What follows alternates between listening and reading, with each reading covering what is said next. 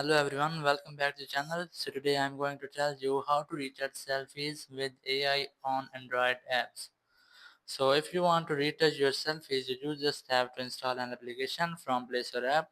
Just open your Play Store app and here go to search bar and just search for an application named Remini. Just search for it and then you just have to install this application. As you can see, I have already installed it. So just open the app.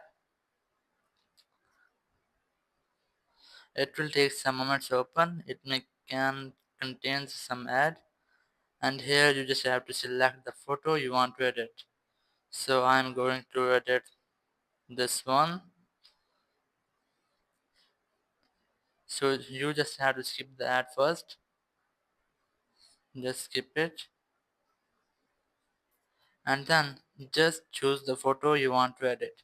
I'm choosing this one, so just tap on it, and then you just have to tap on enhance, watch, and add. Just tap on it, and then you just have to skip the ad first.